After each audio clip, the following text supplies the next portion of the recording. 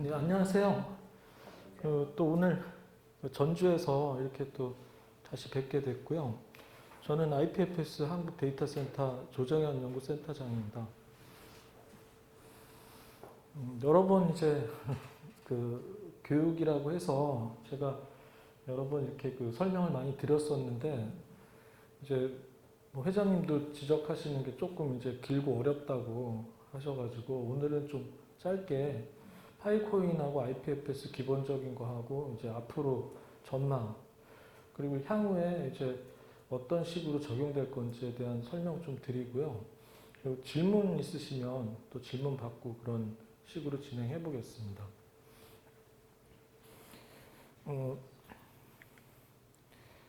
프레젠테이션은 제가 많이 이거 사용한 거라서 좀 스킵하면서 설명을 드리려고 합니다. 일단 저희는 IPFS 한국 데이터센터고요. 데이터 센터라는 의미는 기존의 데이터 센터 이렇게 뭐 HTTP나 이런 그 다른 그 일반적인 파일들을 다루는 데이터 센터들과 동일한데 우리는 IPFS 기반의 데이터 센터를 이제 구성을 한 겁니다. 그래서 일반 데이터 센터하고 차이가 있다면 그냥 아주 쉽게 오늘 설명드리면 여기 있는 장비들 요 사이즈가 거의 이제 일반 데이터 센터 한 층 정도 되는 그런 정도의 이제 그런 컴퓨팅 파워와 이제 스토리지 용량을 갖고 있는 거예요. 그러니까 굉장히 많은 파워를 많이 필요하고 저장 매체들도 많이 이제 밀도가 높은 이제 그런 식의 시스템으로 구성을 할 수밖에 없어요. 저 IPFS를 하려면. 그러니까 다른 데이터 센터 몇 개, 한 10개 만들 동안 이제 IPFS 데이터 센터 한 개 구성하기도 비용과 이제 여러 노력이 많이 든다는 거죠. 근데 이제 그런 데이터 센터를 저희가 부평에다가 이제 처음 했고요. 그리고 그 다음에 광주, 그 다음에 전주 이렇게 몇 개의 데이터 센터를 진행을 하고 있습니다. 그리고 이제 저희 데이터 센터 특징이 아까 말씀드린 대로 이제 굉장히 초고속 CPU를 사용해서 이제 저게 이제 암호를 많이 풀어야 되거든요. 암호화폐라는 기반은 암호를 풀어내야 체인이 만들어져서 그걸 장부로 다 갖고 계시는 거예요, 이렇게. 그래서 암호가 굉장히 어렵기 때문에 암호를 만들어서 풀고 만들어내는 장비는 이제 이런 수학적으로 엄청나게 많은 연산을 해야 되기 때문에 이제 그런 연산을 하는 장비, CPU, 컴퓨터를 저희가 아주 강력한, 여기 보시면 이렇게 여기 128개, 그러니까 동시에 우리 쉽게 설명드리면 한 컴퓨터지만 우리는 그 안에 128대가 모여서 일을 하고 있다 보시면 돼요. 그런 식의 어떤 강력한 제품을 이용했다는 거고요. 그리고 이제 이런 데이터 센터 하려면은 이제 해킹에 대비를 해야 됩니다. 보안 쪽에요. 왜냐하면 아시다시피 여기에서 이제 그런 암호화폐들, 파일코인이 저장이 되고 이제 이동이 되는데 이제 외부에서 사람이 들어와서 빼갈 수가 있거든요. 그럼 엄청난 손실이 되고 특히 여기 데이터를 저장한 스토리지에 있는 자료가 없어지면 그야말로 그건 다 보상을 해주게 돼 있어요, 시스템이. 그래서 그런 일들을 막기 위해서 이제 방화벽하고 보안. 근데 보안은 또 장비로만 되는 게 아니라 우리 엔지니어들이 경험이 많은 엔지니어들이 이제 그런 보안 대응을 지금 하고 있는 거죠. 그리고 우리가 이제 지금 우리 센터의 특징부터 좀 설명드리는데요. 저희는 뭐 장비, 네트워크, 그 다음에 그 안에 이제 파일코인 솔루션, 그 다음에 우리가 자체적으로 만든 전자지갑까지 운영하고 있거든요. 그래서 아마도 이제 유사한 데이터 센터 이런 IPFS 하려고 하는 팀들 중에 자체 전자지갑을 갖고 있는 데는 거의 없을 거예요. 그냥 온라인 웹사이트에다가 이렇게 회원 같은 거 등록해 놓고 그리고 이제 포인트를 이렇게 올려가지고 이렇게 많이 코인을 주는 것처럼 이렇게 하는 경우가 있는데 저희는 파일코인 시스템들을 다 이해해가지고 자체적으로 자기 지갑을 만들어서 이제 순간적으로 이렇게 송금을 하고 받을 수 있게 이미 다 개발이 돼 있어요. 그래서 그걸로 운영하고 있는 이제 그런 모습입니다. 그리고 이제 파일코인이 우리가 스토리지를 만들어낸 보상을 주는 건데요. 그 보상을 배분을 이렇게 하지 않습니까? 이렇게 투자하신 분들. 그것도 저희는 이제 자동으로 분배하는 시스템들이 다 있어요. 그래서 그냥 매일 정산해서 매일 그 투자한 분량만큼 해가지고 정산을 정확하게 해드리는 이제 자동 분배 시스템을 저희가 자체 개발해서 운영하고 있습니다. 그리고 이제 저희가 이제 저런 부평에는 되게 대단히 데이터 센터를 하고 있는데 이제 저희가 이런 전주, 광주 또 어떤 다른 새로운 지역이 될지 모르겠지만 그런데 이런 마이크로 데이터 센터 저희가 이제 이건 마이크로 데이터 센터로 부르거든요. 그래서 중소규모의 데이터 센터를 따로 운영을 이렇게 하려고 구축을 해나가고 있습니다. 이거는 뭐냐면 사실 그냥 일반 데이터 센터 같으면 뭐 한 요 정도 공간에서 구성할 수 있는 정보에 담는 양이 얼마 안 될 수 있잖아요. 저희는 요 안에서만 한 30페타 이상, 그러니까 어마어마한 양의 데이터를 담을 수 있게 시스템 구성이 되어 있거든요. 그러니까 마이크로 데이터 센터라 하더라도 엄청나게 많은 양을 저장할 수 있게 이렇게 구성을 해서요. 이걸 또 그 IPFS의 특징이 뭐냐면 나중에 이제 저장을 해 놓으면 그 저장 공간을 만들어 놓으면 그러면 고객들이 와서 이렇게 데이터를 저장하거든요, 거기다. 그럼 저장할 때도 보상을 받지만 또 그거를 다시 검색을 해요. 어떤 영화다, 뭐 넷플릭스면 넷플릭스, 오징어 게임 딱 검색하면 오징어 게임이 이제 우리 데이터 센터 부평에도 들어갈 수 있고 이런 식으로 광주에도 들어갈 수 있고 전주에도 들어갈 수 있는 거예요. 무슨 얘기냐면 한 30% 정도는 자기가 저장을 하고요. 나머지 70% 정도는 이렇게 복사해가지고 여러 군데다 뿌려요, IPFS는. 그래서 그런 어떤 우리 센터 내에서 서로 이렇게 저장과 검색을 하면서 이익을 극대화시킬 수 있게 만들려고 저희가 이렇게 확장해 나가고 있는 중입니다. 오늘은 그래서 사실 뭐 복잡한 얘기보다는 좀 재밌게 그 IPFS, 파일코인, 그리고 4차 산업에 대해서 조금 설명을 더 드리려고 해요. 그 4차 산업, 그러니까 많이 말씀 들으셨잖아요. 그 4세대 산업이다, 뭐다. 그래서 뭐 메타버스다, 뭐 이런 얘기도 듣고, 뭐 빅데이터다.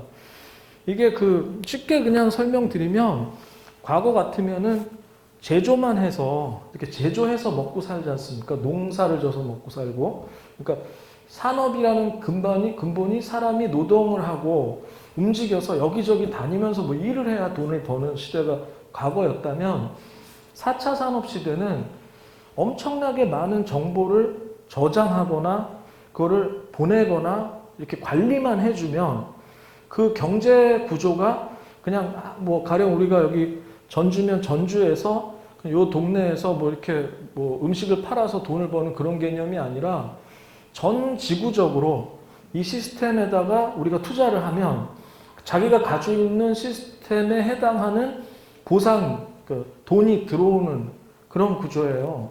그러니까 무슨 얘기냐면 그전의 산업과 달리 사람이 돈을 버는 게 아니라 시스템이 돈을 벌어줘요. 그러니까 여러분들은 4차 산업을 하시려고 모인 거고 그 4차 산업이라는 건 뭐냐면 이렇게 시스템을 갖춰놓으면 굉장히 어려워요. 이 시스템을 구성하는 게.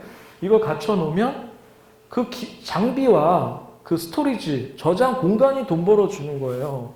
그래서 이거는 근데 생각해 보세요. 지금 새로 생긴 일이 아니에요. 이 4차 산업이라는 건.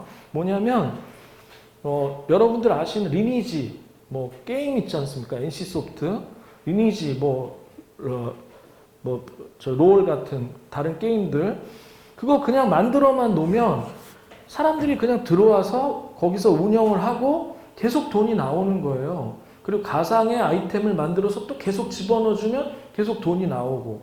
그러니까 이미 뭐 카카오도 그래요. 카카오톡도 플랫폼이라고 그래서 그런 어떤 서로 메신저 주고받는 거 만들어만 놓으면 계속 사용자가 늘어가는 대로 이렇게 서버만 증설한 다음에 계속 돈 투자하면 그거에 몇 배로 돈을 벌어서 나누는 그런 사업들이에요. 그래서 4차 산업은 기존의 산업과 완전 차원이 달라요. 그러니까 어마어마한 정보를 다루기만 하면 다루는 정보에 대한 대가를 주는 겁니다. 그러니까 우리가 지금 하고 있는 IPFS는 그런 엄청난 정보를 다룸으로써 그거에 대한 부가가치를 만들어내고 나누는 경제활동을 파일코인이라는 매개체로 이렇게 경제활동을 하는 그런 시스템이다. 그걸 이해하셔야 돼요. 그래서 이 일이 왜 생긴 거냐면 급속도로 발전한 게 이 코로나가 더 큰 역할을 했습니다.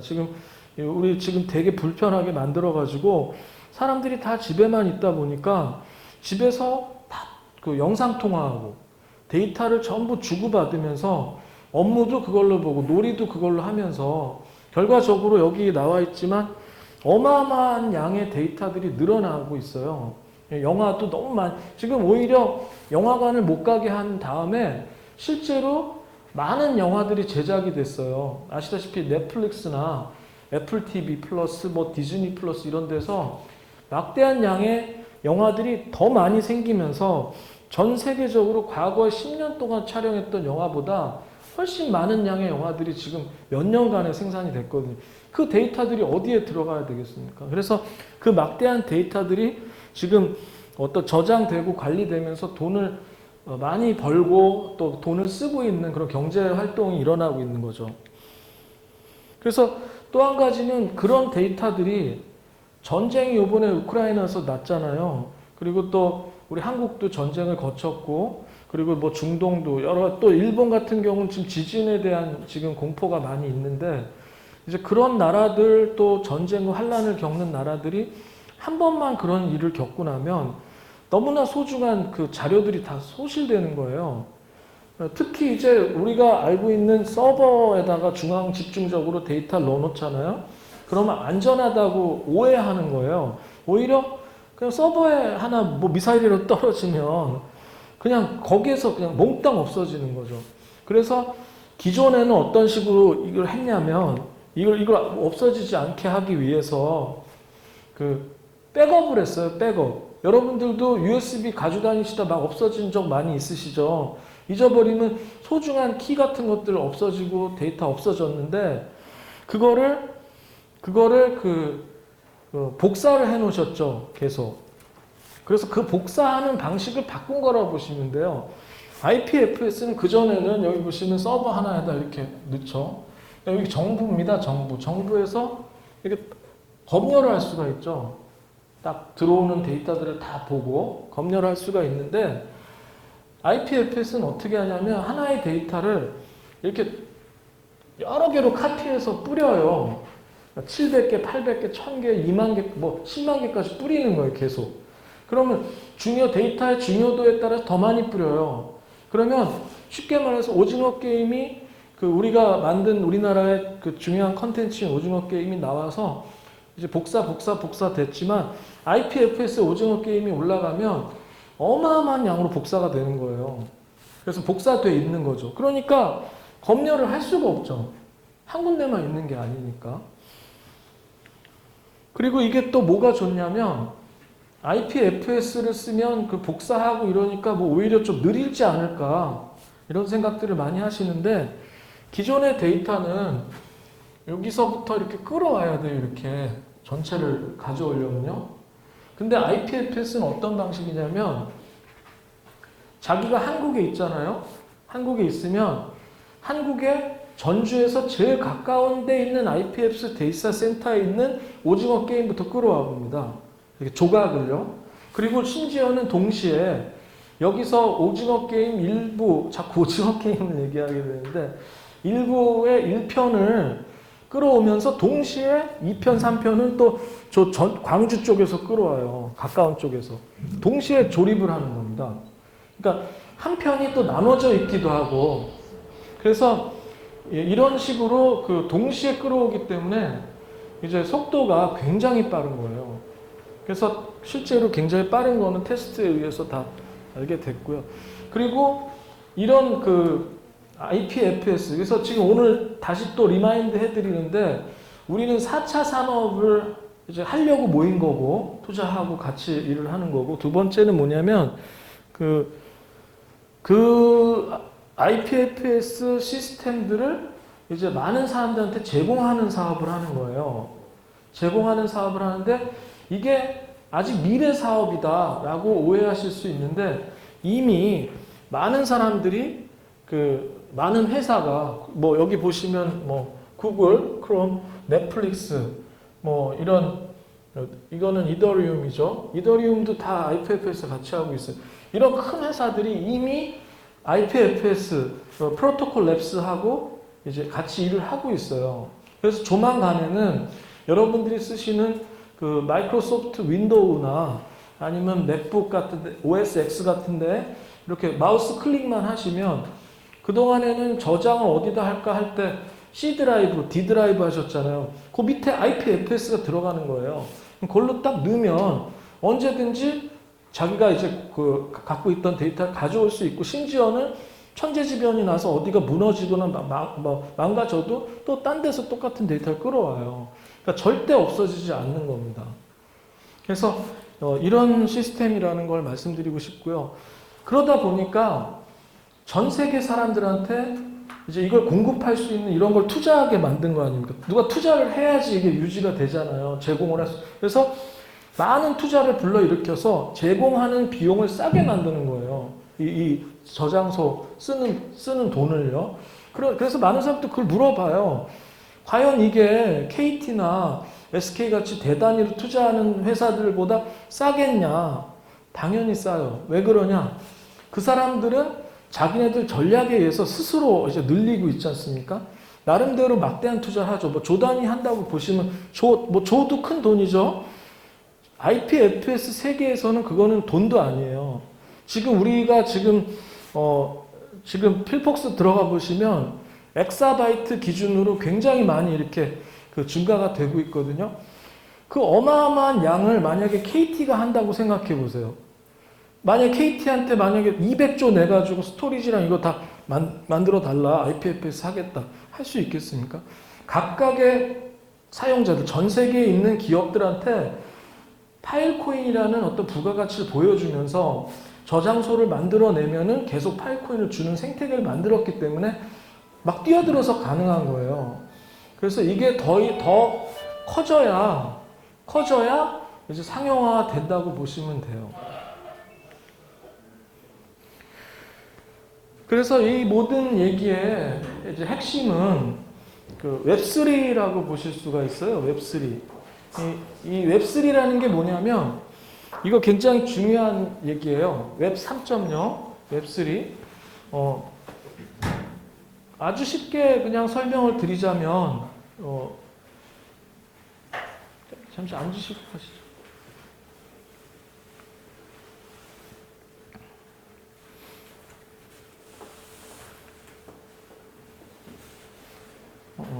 많이들 뭐 아시는 분은 아시지만, 여러분들 이제 오늘 바로 아침이나 점심에도 네이버 들어가시려면 어떻게 합니까? www.naver.com 이렇게 하시죠.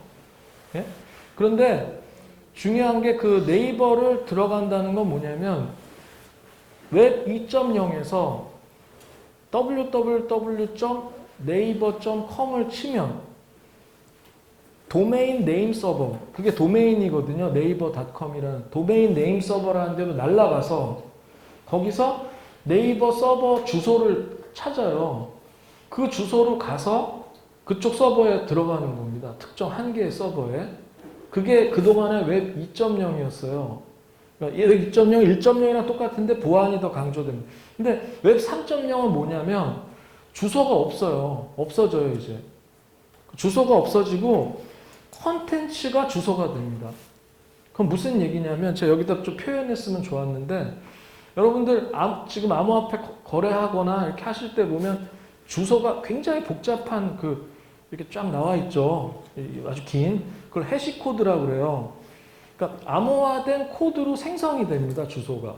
그래서 왜 뭘로 생성이 되냐면, 우리가 아까도 자꾸 오징어 게임 얘기하고 있었는데 오징어 게임이면 오징어 게임이랑 컨텐츠에 맞춰서 주소가 생성이 돼요. 그러니까 무슨 얘기냐면 www 이런 거 필요 없고 그냥 그 주소만 쭉 해서 입력을 하면 곧바로 그 해당하는 주소에 해당하는 것들을 다 찾아요. IPFS 망에서. 그래서 암호화가 엄청나게 강해집니다. 그러니까 우리가 지금 이제 앞으로 시대는 이제 1, 2, 1점, 몇 점 이런 거 안 해요. 그러니까 지금 말씀드리는 그 해시 코드를 입력하게 돼 있어요. 그러니까 사람 못 외우죠. 그러니까 컨텐츠 밑에 거의 요즘에 거의 그렇게 하죠. 복사해서 붙여넣기 하시죠. 그런 식으로 이제 사용이 될 겁니다. 그렇게 사용되는 웹3의 핵심이 뭐냐? 핵심이라는 건 뭐냐면 리딩 테크놀로지. 그 선도 기술이 바로 여기 있는 IPFS예요. 그리고 여기 또 파일코인도 있죠. 그러니까 파일코인과 IPFS가 이 웹3 문화를 선도하고 있다는 거죠. 그래서 다시 또 설명드리지만 1.0 때는 웹 1.0 때가 한 96년, 97년 이때 방송했는데요. 그때 구글, 야후, 넷스케이프 이런 데서 다운받아서 사진도 보고 너무 신기했죠. 그전에는 글씨만 나왔는데 이런 걸 하다가 2.0이 되니까 이제 클라우드, 이제 구글 서버로 딱 들어가서 보안이 강화된 데서 이렇게 했는데 3.0이 되면 아까 말씀드린 대로 분산 처리를 하는 거죠. 여러 군데다 담고, 그러니까 어느 서버, 이건 의미 없어지는 거예요. 어느 서버 가서 데이터 끌어오겠다. 어느 서버인지 알면 해킹을 할 수 있는 거죠. 우리가 주소만 알면 거기가 어딘지, 또 어디 있는지도 다 나와요. 주소에 뭐 서울에 있는지 전주에 있는지 다 나오는데 이건 없어요. 어디에 있다는 건 중요한 게 아니라 어떤 컨텐츠를 가져오느냐, 이게 중요하게 되는 거예요. 앞으로는 이렇게 금방 바뀌어요. 지금 바뀌고 있고. 그래서 이걸 지창하고 만든 분이 누구냐면 이 후안 베넷이라는 그 멕시코계 미국인이신데요. 이분이 스탠퍼드인가 대학교 다니면서 이거를 개발을 한 겁니다. 그래서 실험실에서 분산 처리에 대한 논문을 내고 이거를 2014년 5월에 자기 회사를 프로토콜 랩스라는 걸 만들어 가지고 2015년 1월에 이걸 공개했어요. 전 세계. 벌써 몇 년 됐어요? 7년 됐죠. 그러니까 7년 전에 이미 이거를 공개해서 전 세계에 알렸습니다. 이 IPFS라는 게 있다는 걸. 그리고 이거를 알리면서 2016년에 이분이 뭘 생각을 한 거냐면 IPFS를 상용화하려면 어마어마한 데이터를 저장할 수 있는 저장 매체를 만들어 놔야 되는데 이런 서버를요. 그 돈이 많이 들지 않습니까? 그 돈 어디서 마련할 거냐는 거죠. 그렇다고 어디 마이크로소프트나 구글 찾아가서 이런 거 합시다 하고 해가지고 될 게 아니거든요. 그래서 획기적인 방법을 고안해낸 게 뭐냐면 ICO, 암호화폐를 만들어서 상장을 시킨 다음에 그 암호화폐 준다고 하자. 돈을 만들어내자는 생각을 한 거, 찍어내는. 그때 당시에도 이제 블록체인 그다음에 그 크립토커런시 암호화폐 쪽이 아주 붐을 이뤘는데 이분이 그걸 기획해서 파일코인이라는 거를 2017년에 IPFS 쓰는 시스템을 만들겠다 해가지고 미국에서 ICO를 했죠. 그래가지고 이 ICO 프리세일즈에 누가 먼저 참여했냐면 다른 회사들은 여기만 강조하는 회사들도 많아요. 이런 걸 어디다 투자했고 얼마 들어갔고 저희는 관심이 없는데 왜 의미가 있냐면 이 세콰이어 캐피탈이 투자했다 하면 성공하는 회사거든요. 국내에도 마켓컬리, 그 다음에 배달의 민족, 토스 이런 데 다 세콰이어가 했어요. 그러니까 완전 투자의 귀재들이 어마어마한 돈으로 투자를 먼저 했고 그 이후에 2017년 8월에 미국에서 미국 영주권자 20만 달러 이상 증명 자산 수입이 있고 자산이 100만 달러 이상인 사람들 증빙서 받고 이 투자를 참여를 했습니다. 그래가지고 이분들이 한 5,700만 달러, 2억 5,700만 달러, 한 3천억 원 넘게 이 ICO를 성공해냈죠. 이게 세계 그때 당시 1위였고요. 최초로 미국 증권거래소에서 허가를 내서 이제 그걸 했습니다. 그래서 그만큼 굉장히 기대 속에 시작을 한, 현재도 뭐 세계 3위 정도 한 그런 어떤 뭐 빗썸이나 이런 데 들어가서 보시면 항상 그 거래량 최상위에 있을 거예요. 파일코인은 한 1위에서 3위 왔다 갔다 하죠.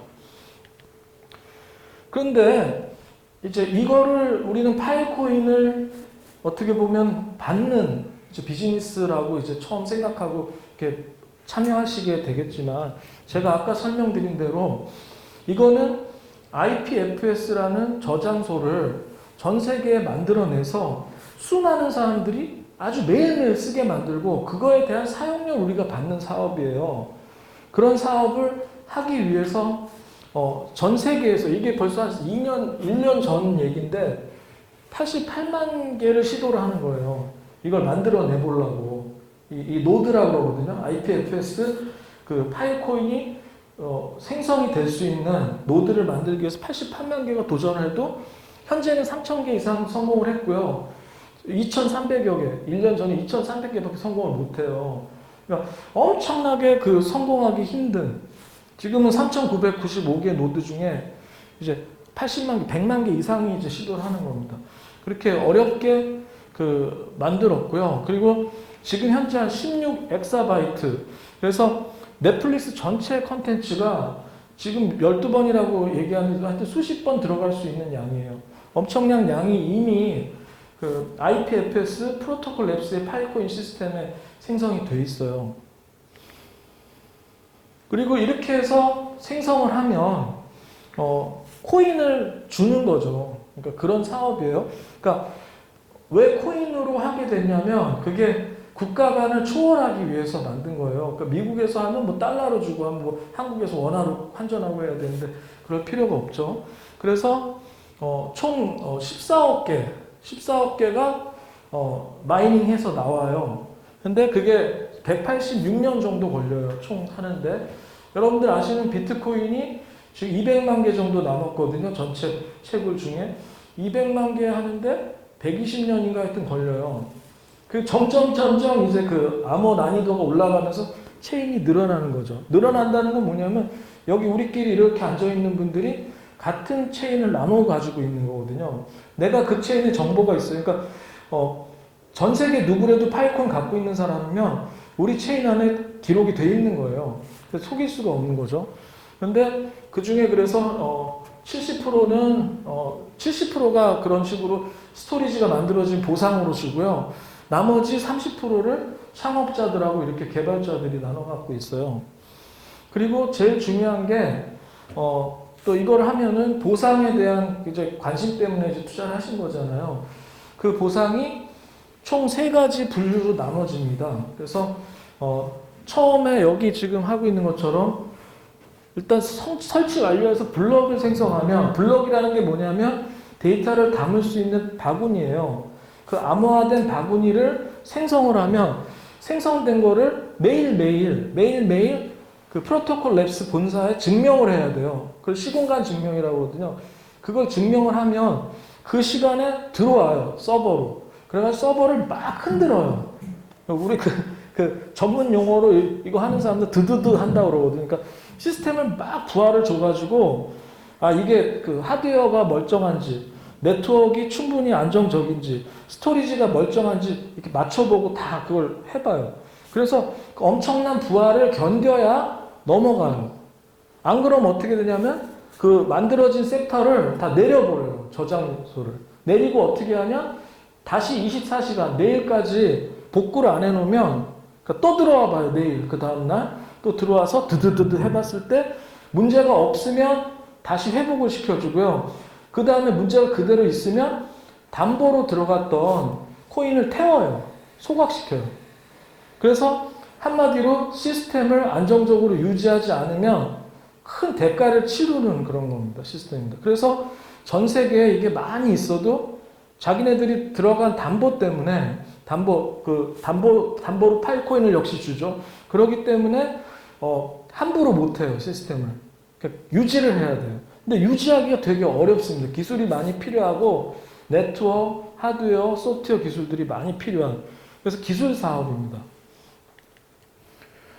그리고 이 파일코인 시스템은 제가 또 되게 신뢰하고 있는 게 뭐냐, 2017년에 시작을 했지만 실제로 거의 완성이 된 건 2020년 10월이에요. 그러니까 파일코인 IPFS 시작이 2020년 10월로 보셔야 돼요. 그 메인넷이라고 그러거든요. 그때 그게 오픈이 되면서 그 프로토콜 랩스가 얘기한 그 미리 비전을 줬던 로드맵대로 다 지금 이루어지고 있어요. 그러니까 여기 설명드리는 로터스라는 거는 이제 저 마이닝하는 저 실링하는 이 저장소 만드는 툴이고요. 이 네트워크라는 건 뭐냐면 이 블록체인이에요. 파일코인 블록체인. 우리가 갖고 있는 다 그 블록인데 그것들이 이렇게 많이 발전이 됐어요. 그래서 한 4개월마다 한 번씩 업데이트를 해요. 그래서 결론은 뭐냐? 어떤 회사도 이 업데이트를 제대로 해내지 못하면 그러면 아까 말씀 다 떨어뜨려요. 폴트를 내요. 업데이트 못 쫓아와도 다 폴트 냅니다. 그래서 그러면 업데이트를 어떻게 해야 되나? 무슨 마이크로소프트나 아니면 보듯이 매뉴얼을 다운로드 받아서 그런 게 없어요. 거의 그냥 간단한 문서만 딱 올라와 있고 우리가 다 스스로 공부를 해가지고 대비를 해야 돼요. 그러니까 굉장히 어려워요. 그걸 대비해서 미리 테스트할 시간은 줘요. 미리 그 릴리즈 할 때 뒤에 RC 해가지고 이렇게 그 시험판을 줘요. 시험판 가지고 우리가 따로 이렇게 조그맣게 돌려봐야 돼요. 그래서 안전하게 준비가 되면 그때 싹 바꾸는 거죠. 전체를 다 바꿔야 돼요. 만약에 우리가 서버가 한 500대 있다. 500대 다 바꿔야 돼요. 그래가지고 그게 안정적으로 돌아가야 업데이트를 넘어가는 겁니다.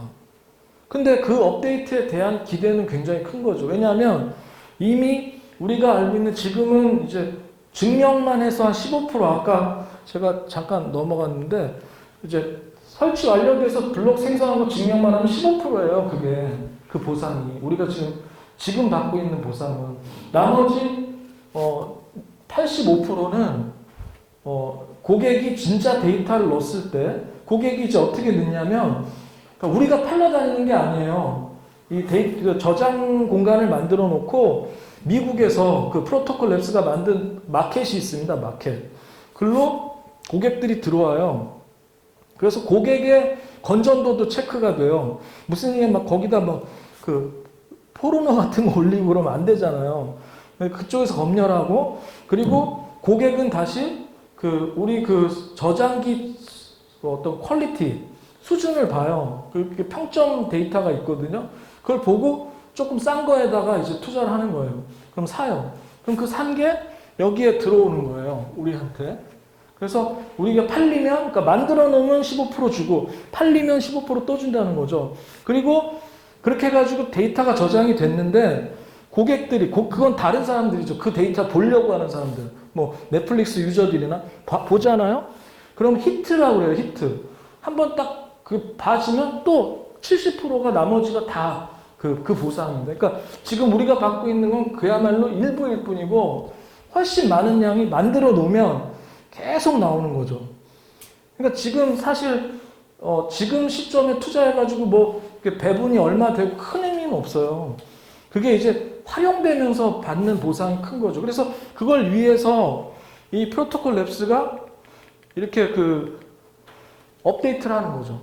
왜냐하면 중간중간에 메인넷이 2020년 10월에 나왔다고 그래도 그거는 일부일 뿐이고 거기에 저장 보상, 검색 보상을 다 넣으려면 어마어마한 많은 노력이 필요합니다. 거의 솔직히 말하면 일개 그 회사가 할 수 있는 일이 아니에요. 그래서 프로토콜 랩스는 어떻게 개발하고 있냐면 전 세계의 그 개발자들 컨트리뷰트, 우리 같은 개발자들이 참여해 주는 거예요. 그래서 우리가 겪은 거, 우리가 알아낸 거를 줘요. 그쪽에다 공짜로. 그럼 자기네 프로젝트에 껴넣는 겁니다. 그러면서 이 생태계가 발전하고 있는 거죠. 그렇게 지금 하고 있어요. 그리고 올해 이제 여긴 좀 어려운 얘기인데 익숙한 분들이 아는 건데 올해 이제 제일 화두가 파일코인 버추얼 머신이라는 게 도입이 돼요. 올해 한 9월이나 10월쯤으로 예상하고 있는데 이게 되면 뭐냐면 그냥 쉽게 설명하면 파일코인으로 데이터가 쫙 뿌려졌다가 다시 그거를 액세스하는 것들이 이제 아주 쉽게 되게 돼요. 그러면 바로 상용화, 그러니까 그러니까 IPFS 상용화 시대가 이제 오는 거예요. 이제 그 시대가 곧 올 거라는 거고, 이게 이미 발표가 돼서 올해 초에 발표가 돼서 지금 계속 업그레이드 되고 있거든요. 이게 나오면 바로 저장하고 검색 쪽 보상이 나오기 시작할 거예요. 저장은 이미 나오고 있고요.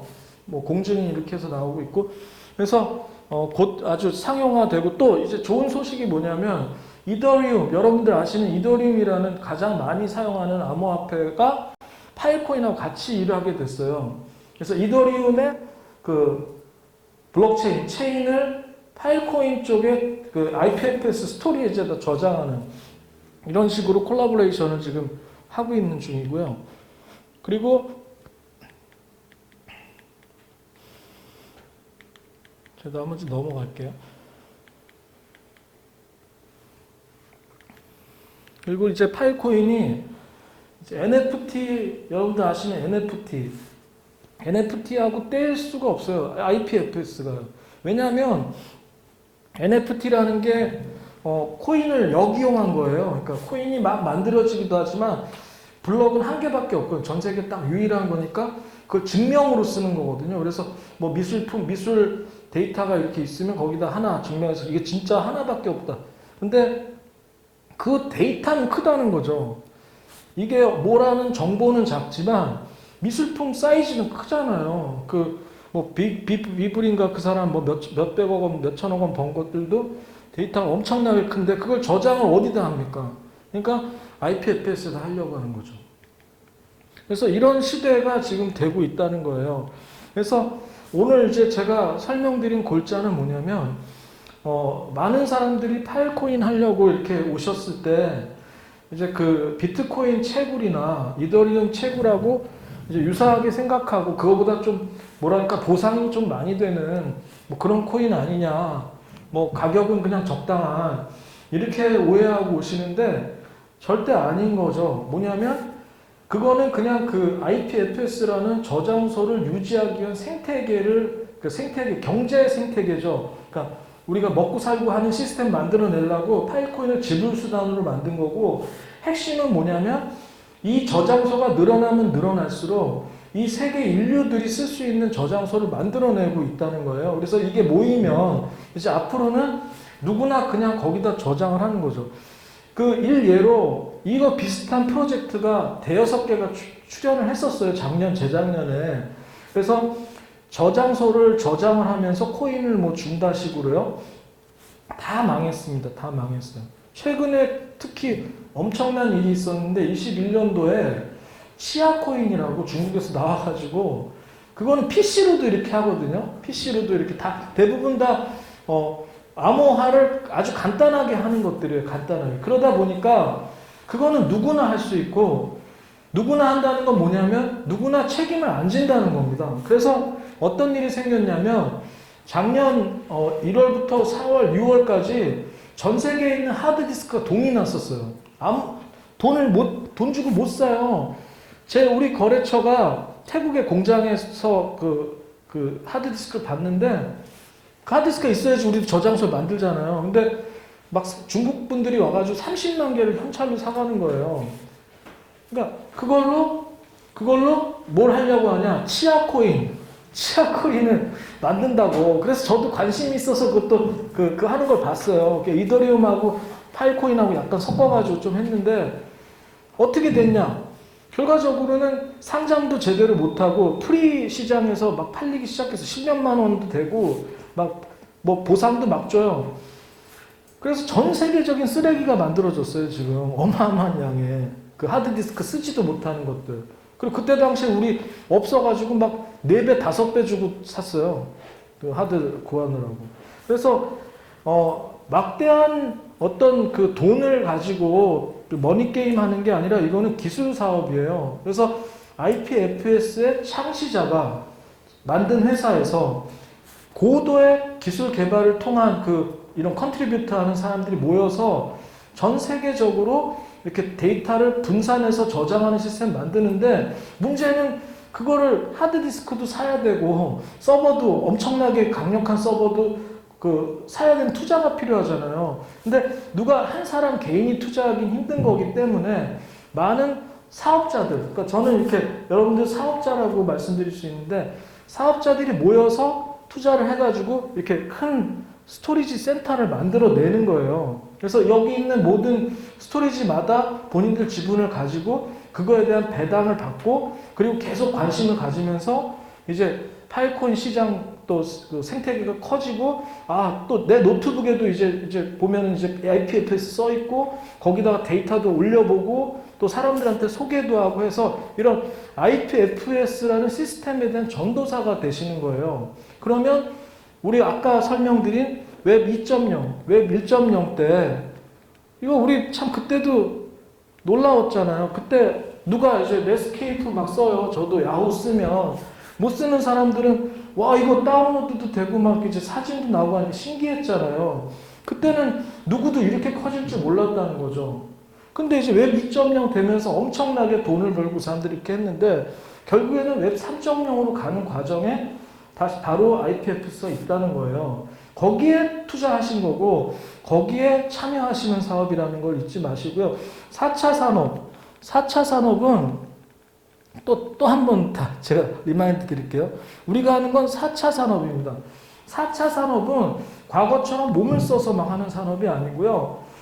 시스템, 정보를 다루는 시스템에 투자를 해서 그 시스템이 돌아가면 자동으로 돈이 나오는, 그러니까 장비와 시스템이 돈을 벌어주는 게 사람이 벌어주는 게 아니에요. 물론 우리 같은 이제 관리하는 사람도 있지만요. 그래서 4차 산업에 같이 조인해서 투자하시고 같이 사업하신다는 걸 잊지 마시라는 거죠. 그래서 오늘은 뭐 여기까지 이제 설명을 드렸고요.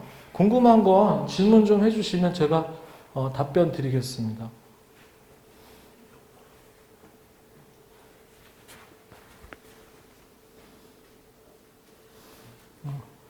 이거 어렵죠? 이걸 보면서 하기는 어려운데 내가 보이지도 않는데. 실시간 채팅을 답변하라고 하고 있으면서 멘트 때려줘요.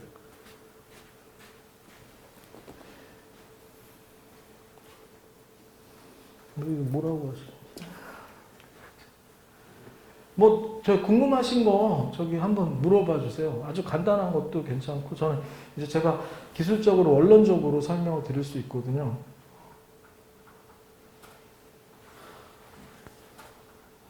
좀 어려운가요? 지금 제 내용이? 그렇지 않으시죠? 좀 실내가 더워가지고 좀 그러신가 봐요.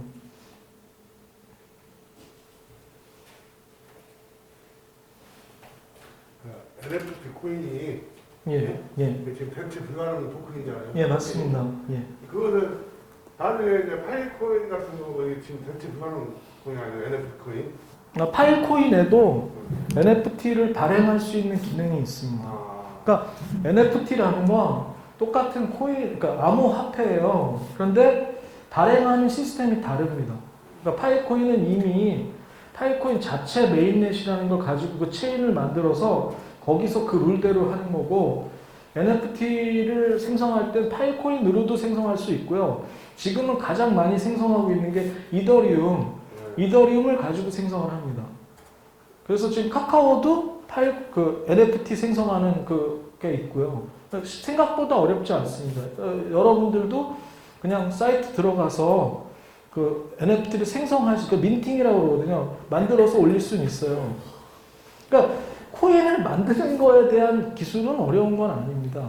이거를 유지하고 운영하는데 이런 생태계를 만들어낸다는 게 굉장히 어려운 일이죠.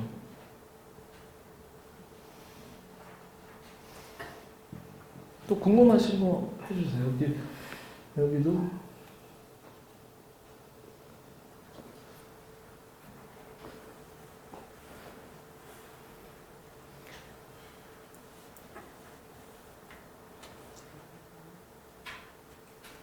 뭔가 아직 원론적인 거 얘기하셔도 돼요. 뭐 파일코인 오를까요? 뭐 떨어질까요? 언제? 뭐 10만 원 언제 되나요? 뭐 이런 것도. 그런 게 제일 관심 있으실 것 같아요. 조금 궁금한 게 파일코인으로 어떤 용도에서 이렇게 최근 보면 나오는데 어떻게 용도로 사용되는가 다 개인 기업들 뭐 그렇게 뭐 확실히 사용하는 그런 거. 지금 다 설명드린 건데요. 그러니까 저장기를 우리가 만들고 저장기를 만든 공간에 대한 증명을 보여주면 그거에 대한 대가로 우리한테 주는 겁니다. 그럼 기업들은 어떻게 하냐? 기업들이 나중에 뭐 넷플릭스라고 얘기를 할게요. 넷플릭스 많이 아시니까 뭐 오징어 게임 제작사가 내가 오징어 게임 제작사가 하는 건 아니고 넷플릭스 회사가 그 IPFS 쓰겠다 계약을 해놓고 그 저장하는 공간만큼 파일코인을 지불하는 겁니다. 돈을. 그러면 그 파일코인을 다시 우리한테 보상으로 주는 거예요. 다 파일코인이 그 생태계의 매개체가 되는 거죠. 그러니까 어디에 사용되는 게 아니고 이미 사용이 되는 거고 그거는 저장소를 사용하기 위한 비용이에요. 검색일 됐을 때도 비용을 내는 거고. 근데 이제 문제는 코인이 좀 수백 개잖아요. 예. 다른 코인들도 예. 메인넷 가지고 있고 예. 코인이니까요. 예. 근데 그것들보다 이게 더 우월한 것이 뭔가 있을까요? 확실하게. 수백 개 아니라 수천 개도 넘을 거고요. 네. 실제로 만들고 있으면 뭐 저도 만들고 다 네. 만드니까. 근데 중요한 건 뭐냐면 아까 설명드린 대로 이 코인이 사용되고 운영되는 생태계가 중요해요. 근데 그 생태계 없이 만들어 놓고 특히 요즘에 작년 초부터 아주 나쁜 일이 많이 일어났어요. 그러니까 자기가 그냥 알트코인 하나 만들어서 그냥 거래소에다 올려놓고 시세만 조작하는 거죠. 그럼 어떤 순수 투자용 코인들이 대부분이라고 보시면 돼요. 99%가 투자용 코인이에요. 근데 실제로 사용되는 대부분 다 코인을 만들 때 백서에다가 우리는 뭐 의료용으로 쓰겠다. 우리는 뭐 엔터테인먼트용으로 쓰겠다. 백서에 만들긴 하지만 실제로 그 목적대로 쓰이는 코인이 거의 없어요. 그거는 말씀 하나만 더. 메인넷을 개발해서 현재 운영하고 있다고 해서 그 코인이 다 믿을 거 못 된다는 얘기예요? 제가 아까 그 얘기부터 아직 마무리 짓고 말씀드릴게요. 아까 말씀드린 대로 사용이 된다는 거, 코인이 사용이 된다는 거는 뭐 대부분 다 결제에 쓰겠다고 많이 해요. 코인 그럼 돈이니까. 근데 실제로 그거를 전 세계적으로 쓰게 만들어야 되잖아요. 그래서 비트코인조차도 비트코인으로 지불하는 시스템들을 만들어 놓고 어느 정도 이건 시간을 가지고 하셔야 돼요. 아마 근데 1, 2년 안에는 굉장히 많이 올라갈 겁니다. 그거는 저는 확신하고 있거든요. 저 스스로도 그렇게 지금 투자하고 있고 저도 많이 하고 있어요. 또 궁금하신 분?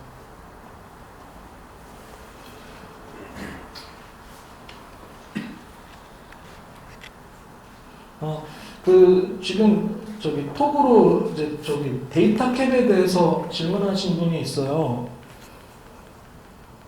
이거 저는 오늘 이제 초보적인 것만 얘기하라고 그러셨는데, 그래서 이걸 넘어갔는데, 아까 말씀드린 대로 저장을 하면은 10배 보상을 주는 시스템을 만들어 놓은 게 데이터 캡인데요.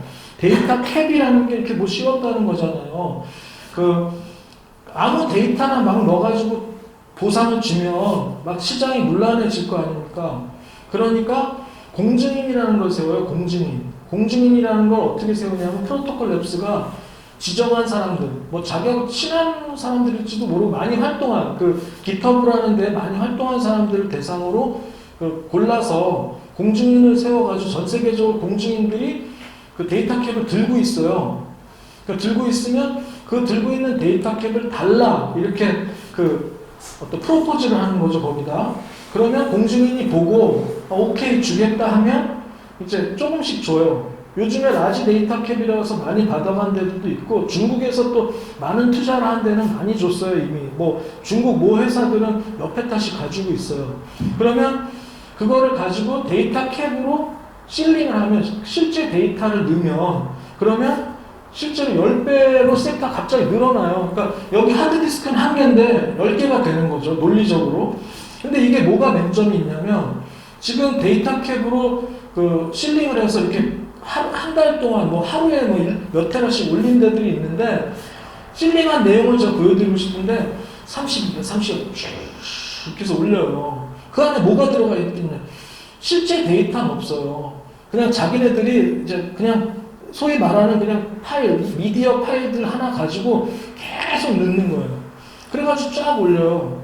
그렇게 올려놓은들 그걸 사용도 할 수 없는 거고 또 문제는 데이터 캡은 CO가 있습니다. CO. 그러니까 이거를 그냥 연구에 쓰겠다고 계약은 못하고 그 CO에 따라서 얼마 주고 해요. 근데 CO가 끝나면 어떻게 되냐? 없어져요. 그 마이너스로 돼버린다고. 그러니까 지금 우리가 향후에 오픈되는 저장 보상 시장은 오픈이 돼 있어서 그 미국에서 프로토콜 랩스가 여러 마켓에서 딜이 막 형성이 돼서 그냥 자동적으로 자연적으로 이쪽으로 들어오게 될 건데 지금은 공중인 제도를 세워놓은 게 시장을 통제하고 테스트하려는 거예요. 그래서 이제 공중인들이 보고 이렇게 조금씩 줘보면서 테스트를 하죠. 근데 문제는 뭐냐면 공중인이 그 많은 데이터를 검색을 어떻게 하냐고요. 거기 뭘 올리는지. 그러다 보니까 그냥 지금 데이터 사용하는 사람들은 30, 막 그냥 돌아가는 프로그램 짜가지고 그냥 원래는 어떻게 올라가야 되냐. 뭐 오징어 게임 1편이다 그러면 뭐 3테라, 뭐 2편 2테라 이렇게 올라가야 정상이에요. 그러니까 제대로 된 데이터가 제대로 올라가지 않고 있어요. 그러니까 지금 어떤 요식행위 비슷하게 해가지고 지금 이벤트성으로 하고 있고 저희도 초기에 데이터 캡 초기에 좀 받아서 올려봤어요. 근데 좀 무의미한 게 연속성을 만들 수가 없어요. 프로젝트가 명확하지 않으면 요번에 준 데이터 또 주세요 했을 때 데이터 캡을 안 줘버려요. 그럼 뭐 그건 끝나는 거잖아요. 그리고 그 데이터를 올린 섹터는 또 사라지는데 그래서 사실상 처음엔 관심 많았다가 지금 저희도 뭐 프로젝트 뭐 NFT 지금 준비하고 있는데 NFT로 해서 데이터 캡 신청을 할 거예요. 근데 지속성이 있는 프로젝트가 생성이 됐을 때 하려고 하는 거지 지금 했다가 총알도 한 방인데 또 끝나면은 또 달래기가 어려워요. 그래서 뭐 별로 지금은 크게 그 신경을 많이 안 쓰고 있는 상태입니다. 그리고 그 여기 질문에 저장 검색 스토리지 보상 기업 유치해서 공중바다에 10배 주는 게 그런 게 아닙니다. 우리가 유치도 못하고요. 그러니까 이거는 4차 산업이에요. 그러니까 미국에서 프레임을 짜서 거기 딜하고 이런 시스템들을 다 해놓고 그냥 글로 들어가는 거예요. 우리한테 오는 게 아니에요. 그러니까 고객이 우리를 찾아오는 게 아니라 중앙에 있는 마켓에 찾아와요. 왜? 쉽게 말하면 안드로이드 마켓 있죠. 구글 마켓. 우리가 프로그램 짜가지고 개발해서 구글 마켓에 올리잖아요. 그럼 거기서 다운받잖아요. 그러면서 보상이 이루어지는 것처럼 그러니까 그런 형태의 비즈니스를 설계한 거예요. 그러니까 뭐 가령 유튜브로 보시죠. 유튜브 만들어 놓고 프레임 만들어 놓고 거기에다가 개인들 콘텐츠 해가지고 올리잖아요. 올리면 거기에 대한 보상을 주잖아요. 지금 한국에서 유명한 유튜버들이 뭐 1년에 뭐 몇십억씩 버는 게 그 돈이 대한민국 정부나 어디서 나오는 게 아니잖아요. 유튜브 코리아에서 나오는 것도 아니에요. 유튜브에서 주는 거예요. 구글에서요. 그런 식의 경제 시스템이에요. 근데 그러니까 잘못 오해하시는 분들 뭐 이렇게 유치해가지고 우리 스토리지에다 저장을 한다. 이렇게 안 돼요. 그리고 저장도 어떻게 되는 거냐. 아까 말씀드린 대로 이쪽에 일부 저장이 되고 복제가 돼가지고 전 세계에 뿌려져요. 그리고 어디로 뿌려지는지 우리가 몰라요. 그거는 그 여기 있는 알고리즘에 의해서 뿌리는 거예요. 그러니까 우수한 것들, 가까운데 이렇게 해가지고 뿌려요. 그렇게 되는 겁니다. 또 IPFS 상용화는 아까 설명드린 대로 올해 이미 어느 정도 만들어져서 FVM이 이제 오픈이 되면서 상용화 이미 시작은 돼 있어요. 저는 제 노트북에서 IPFS 쓰고 있거든요. 그래서 제 데이터들을 이렇게 간단하게 거기다 저장해 놓으면 안 없어지니까 그렇게 하고 있습니다.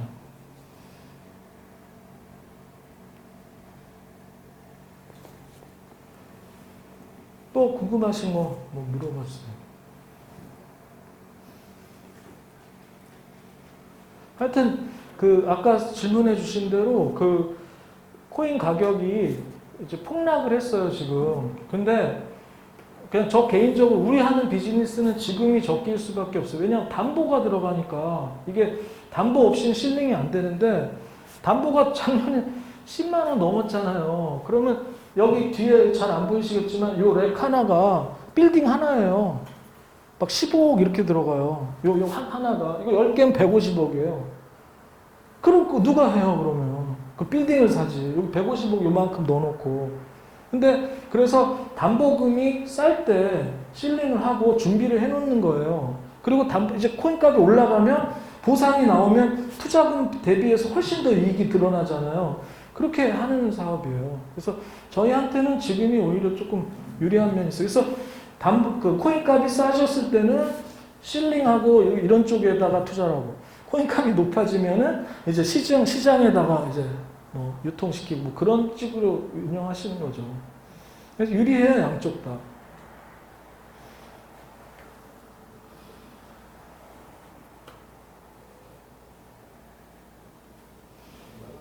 네, 그리고 이상으로 마치겠습니다. 감사합니다.